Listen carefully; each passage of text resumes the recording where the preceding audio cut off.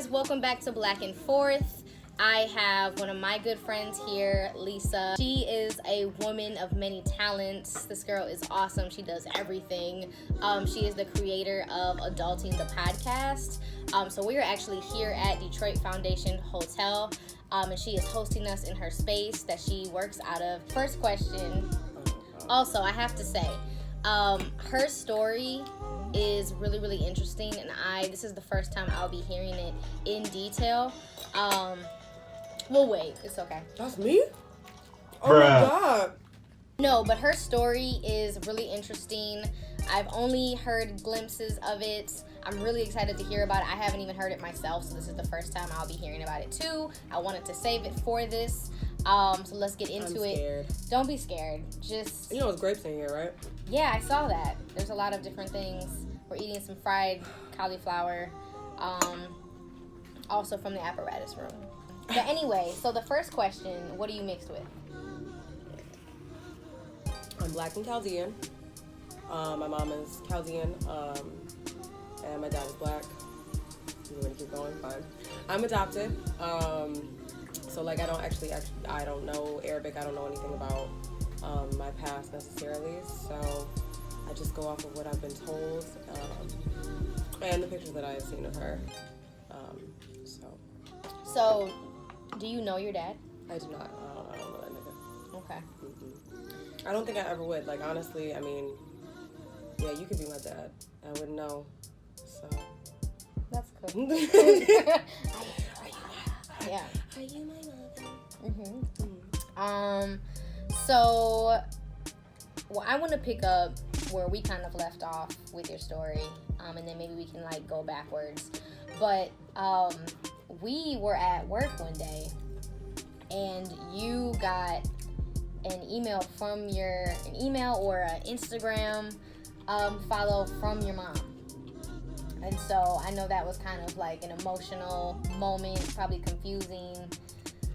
So tell me about that story. So Tava and I used to work together, and we were at work one day, and we were walking, and all of a sudden, I just kind of broke down. Like, I got a notification through my Gmail of, like, just this, I know my mother's name.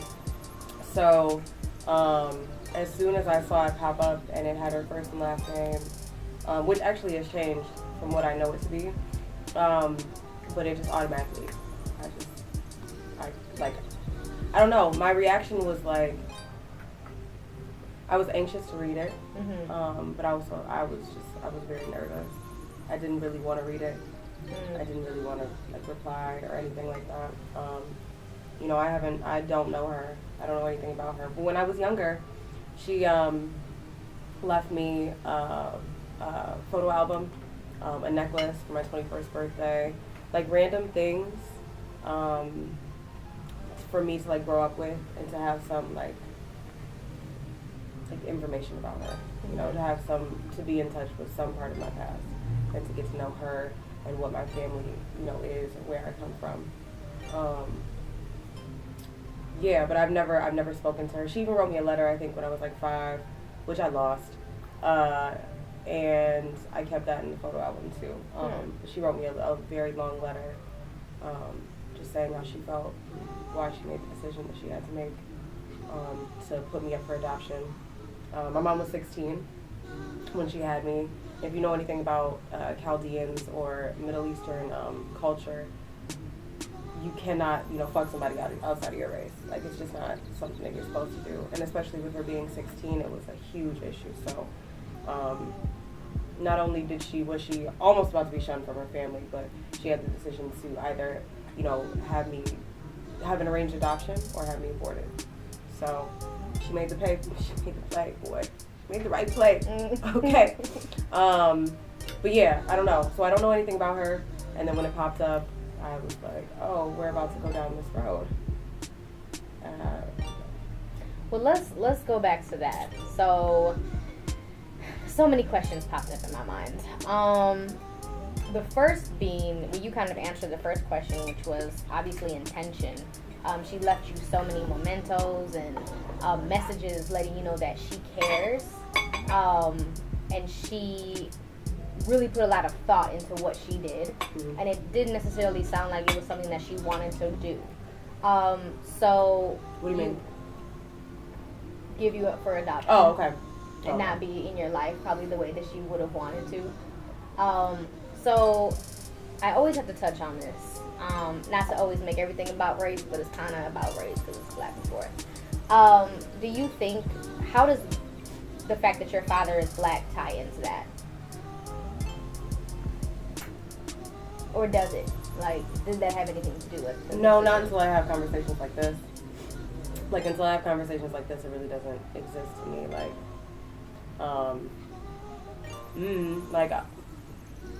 because I don't really know a strong Black male. Like, so I'm not really in touch with that side of myself. So I do have, the only thing I have is this strong Black female who has adopted me, and this, Chaldean woman who has given me up for adoption and, like, left me all of these mementos to look back. And like I said, give me some type of information about where I come from. So I only have those images. I don't know anything about him. I don't, and I honestly don't have any feelings about it. I think because I have never grown up with a man in my household, because my mom has always been single. And yeah, and because I don't know anything about my father, there's just that element does not exist. Like, I don't have any hard feelings about it, but I also don't wish that I know things probably would have been different, but I don't regret that. Like, regret growing up that way. Do you think that had anything to do with her decision? Whose? Your mom's. My birth mom? Your birth mother, yes. Oh, yeah. I mean, like, yeah. race, did that have something to do with maybe her being afraid? I mean, outside of the fact that she, had a baby out of wedlock, and was super young, do you think that race had something to do with the decision? Absolutely. I mean, it's because of the fear. I mean, your family is ultimately going to disown you, like, and one day you got everybody supporting you, and the next you're out on the fucking streets. Mm-hmm. So she had to make that decision for herself. I don't know, like I said, I don't know anything about what happened between the two. I wish I did. But I don't know anything about it. I just know that she made the decision for herself, and yes. Just to go back and find out their story, and talk to them. Like, I don't know if that's possible, but that's really interesting to kind of know. Have you ever wanted to talk to her about that? Like, when you think, let me talk to my mom. I mean, I'm sure there's so many things that you want to talk to, obviously. I'll talk to her about. But knowing that story is always something that's really interesting to me, just like how they met, their journey, how they got to where they got to, and I think I'm selfish in that regard. Of course I want to know those things, but I have questions first. Right. I don't give a damn about what happened with y'all. I'm sorry. I'll get back to that, later, but I need, hey, what's up, girl? How are you? Like, how are things? Like, my mom, so she found me on Instagram. Because that was the question that I've been saving. So she found me on Instagram, and that's how she got my email address, because they have, like, the email bar, so you can press it and just email, whatever. But, like, on her Instagram, she has 2 kids. So she married some white dude, and she has I want to say a 12-year-old. Maybe not a 12-year-old. Maybe, like, 9 or 10. And, like, a younger one. So she has 2 little girls, and I don't know, like, it was funny to see that, and then here we are. Like, here I am. Here's your eldest. You know what I mean? Mm-hmm. And here you are emailing me. It was weird. Yeah, it was weird. For sure. It was weird. So following up on that, because I never heard if you had spoke with her. Hell no. I emailed her. She expressed, like, wanting to, like, talk to me. Talk to me, and then really was just like, I want you to know that I love you, and that I just wanted to check up on you, essentially. Mm-hmm. And my response was somewhere along the lines of, you know, I can't wait to talk to you and introduce you to your granddaughter. And I also want you to sit down with my mom. It was very short, it was very sweet and straight to the point, and then I left her my phone number, which to then she replied with a heart emoji, and then never called me, never, there was no other communication after that. But she still is on my Instagram every other day liking a picture. That's rough. And then that's when I have to question, like, her. Yeah. You know what I mean? And I never wanted to question her in that manner. Like, I've always felt like her intentions as far as me being adopted were, you know, pure. Let me just say that. Like, as pure as they possibly can be. But now you've opened up these floodgates to where you just want to check up on me, but you don't want to be here for me. Which now makes me really question what the fuck is going on. Is it now that you've gotten older and you have these kids, is it a matter of you wanting to take this step to, like, explain to them what's going on first and then explain to your husband what's going on first? It makes me think, like, you have secrets. I am a secret. Like, it feels like I'm a secret. Because it feels like if everything is as open as it possibly could be, why have you not followed up? You know, what are your apprehensions? And why don't I fit into that part of your life? But it's okay to, like, email me and just check up on me. And that's just really emotional, y'all. That's just really selfish to me. And I'm really emotional about it just because I realize that that's how every person around, like, not every person, I'm not gonna do it like that, but, like, I realized that just happened recently in my relationship. The relationship I just ended about a week ago, or a couple weeks ago, he lives in California. And, we broke up. You just dropping bombs. We broke up. Okay. And it became a situation where, you know, out of convenience, here we were, two separate people who are strong-willed, who are, you know, completely used to being independent, just checking up on each other. You know what I mean? Like, and the same thing happens with my mom now. You know, we really don't have a relationship, so we just call each other to check up on each other, you know? So with me, I feel like I understand that. I understand that that's something that has happened to me, like, and that affects the relationships around me, which is why when it comes to, like, my best friends and the people I do my podcast with, who are Dante and Duran, I always make it a point to be more in depth with them instead of just checking up on them. You know what I mean? And it just really has affected, like, the relationships around me, especially, it really does. Like, it really, really does. So you spoke about dating. I always ask this question because we just need to know. So when it comes to dating, do you have any preferences? I like a strong black man, like a dark, dirty, charcoal man. I like a lot of arm. I like a lot of muscle. I really like the contrast. I like a kind hood nigga. You know what I mean? Like, I like it.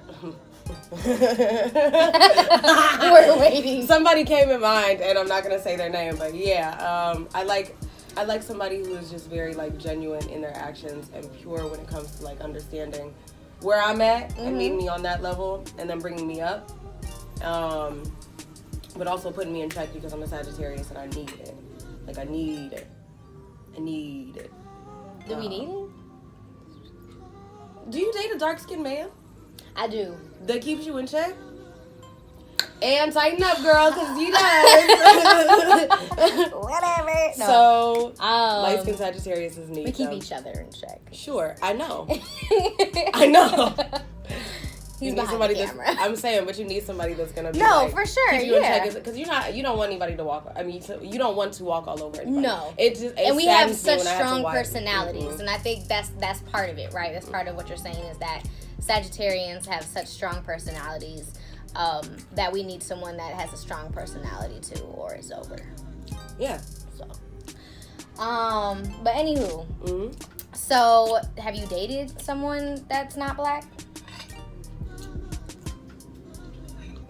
I've fucked somebody that's not black. Okay. That's another type of. I'm gonna eat this cauliflower. Like, you know, if we're being honest, like, I'm not gonna go into that. no, we can do that. If we're being honest, I don't. All right, you know that there's like a conversation that gets brought up around this topic, right? That goes a little something like, white men can't understand a black woman's history or culture. Same thing, like vice versa. Like a white woman couldn't understand a black man's struggle. Shit like that. You understand what I'm saying? Mm-hmm. There's a part of me that like exists in that realm. Like I don't think about it, but I realize that when I meet somebody, and like I am attracted to them, sometimes there isn't a deeper attraction because I don't understand them culturally yet. You feel me?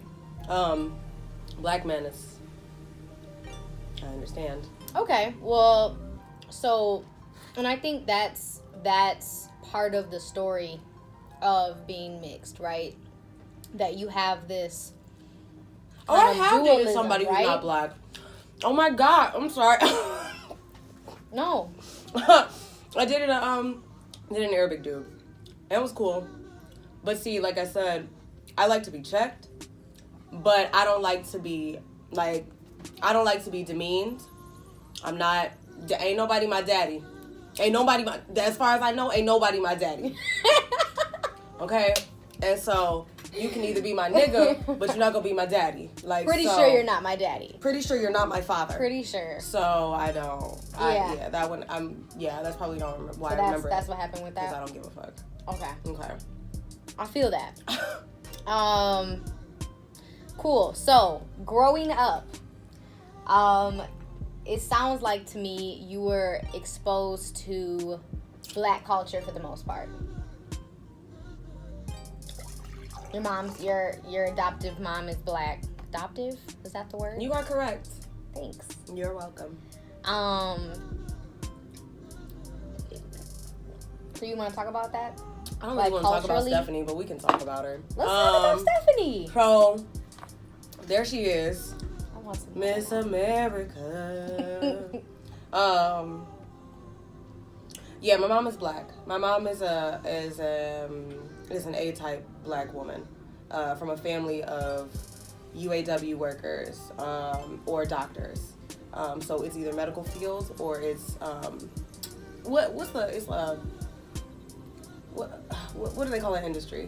Automotive industry? Okay. Yeah, so it's either that or that. Anything else outside of that, anything creative, like that doesn't exist in my family, right? And me being that generation of creatives, it's very hard to break that ice with them because what I see sometimes is that, like, I'm not respected as family sometimes. You know, it's like when those urges of creativity come up, I not only do I have to sit there and I listen to, you know, the usual shit, like you're young, you are supposed to be lining your life up like this, blah, blah, blah. It's also, what also comes into play is, like, we didn't raise you this way. We don't know who this is. We have set up your values already. So then when it comes to me battling them on that, there becomes a distinction between the posies and me. You know what I mean? The non-blood. It gets real crazy. So, in your family, you are basically experiencing kind of like being the other, in a sense where, and do you think they make it really apparent, or is it something that you kind of, you notice and you can tell, like maybe they don't try to make it apparent? Like what is that like? That it's dynamic? not a huge thing. I mean, it's not a huge thing because what I'm not telling you is that my family is already pretty, like, emotionally, you know, jaded. Like they're disconnected. Thank you. They're not really there for each other in that sense anyway. Like they're hard people.